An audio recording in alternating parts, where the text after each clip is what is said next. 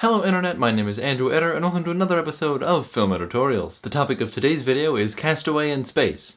I'm sorry, Lost in Space. No, I'm sorry, it's The Martian. Yes, it's The Martian, that's it.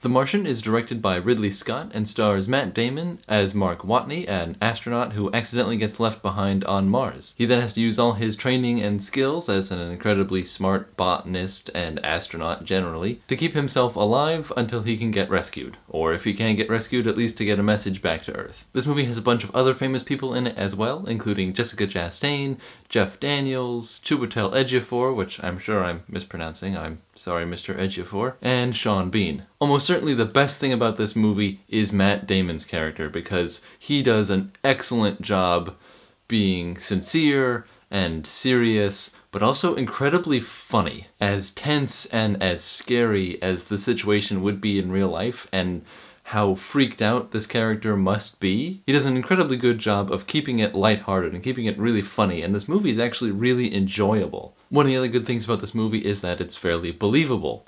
Like, yeah, there's a couple things you have to take for granted, like there's this huge manned space trip to Mars, and there are several others planned, which we don't have right now, so it's clearly set in the future, but it all kind of makes sense. It's still run by NASA, NASA has to worry about government funding, these kinds of believable, real-life scenarios. Similarly, there's a lot of science in this movie, but unlike a movie, say, Interstellar, where they talk about really large, almost metaphysical concepts that really stretch your mind and stretch your understanding of the basic laws of the universe, this is really simple chemistry almost. Hydrogen and oxygen make water, so they just have to do some stuff that you can kind of follow along with to make water, and everything works out okay. It's a bit coincidental that he has all these tools at his disposal to work on it, but it never feels ridiculous or absurd, and any of the ridiculous or absurd things get explained scientifically. Like the very thin atmosphere of Mars means that he can kind of keep himself safe from that atmosphere with a plastic sheet. That's okay. But that makes sense scientifically, so we can move on with the movie. One of the other things that I particularly appreciated about this movie was that there are no villains.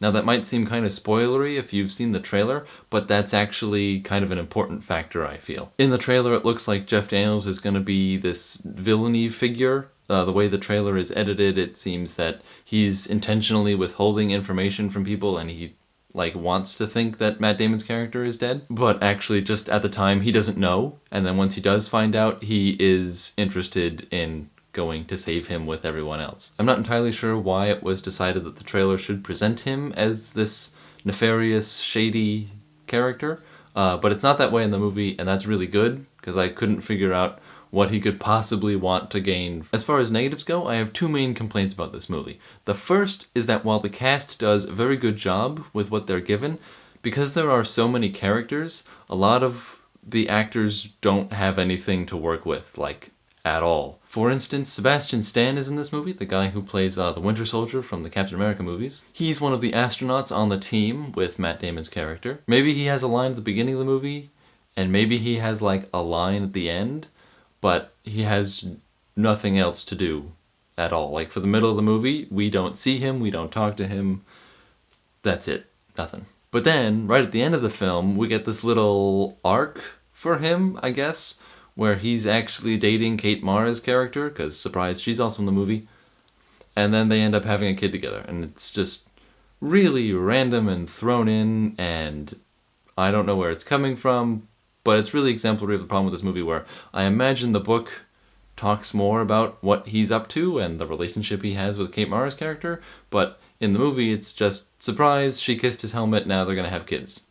My other problem with this movie is concerned with timing. Yes, I know the timing is going to be very long because we're dealing about huge distances and literally another world, but there are some times where I feel like, even with all that in mind, the timing is off. For instance, when Matt Damon's character first realizes he's stranded on Mars, that's day one, and we see what he's up to on day one. He leaves this video blog, very similar to this, actually. Then it jumps ahead to 2 weeks later, and I was wondering that nothing interesting happened in the first 2 weeks. It was day one, and now we're gonna jump ahead 2 weeks to when he can finally, get a message back to NASA. This is kind of surprising to me. I thought we were gonna have more time of him, settling in to his new life alone abandoned millions of miles away from home. Probably billions. I have to look that figure up, but it's a long way off. Then as you approach the climax of the movie, things start to move quickly.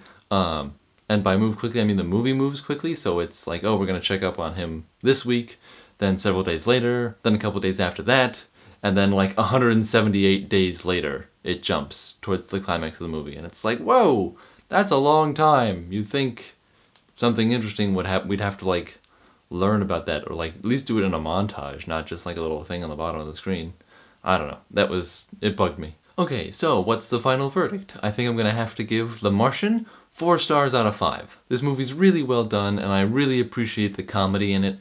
I'm gonna have to give a special shout out to Matt Damon because he does a really good job with this character, and he's really likable, and if anyone's gonna be lost in space, I want it to be Matt Damon so we can go save him again. As far as negatives go, there are too many characters, and a lot of them get left behind with stuff to do. The issue of timing and the passage of time get weird. I understand that it's gonna be weird, but it seems particularly difficult to swallow at some points in this film. And then there is a lot of stuff that's very convenient for the characters, that things work or don't work, kind of just because the plot demands them to. Those negatives being said, they're not enough to ruin your enjoyment of the film. It's a very enjoyable film. I recommend people go see it. Okay, I think that's going to be it for today's video. Thank you for watching. Please don't forget to like, favorite, share, subscribe, follow me on Facebook, Twitter, and Snapchat. I'll see you guys next time. Bye!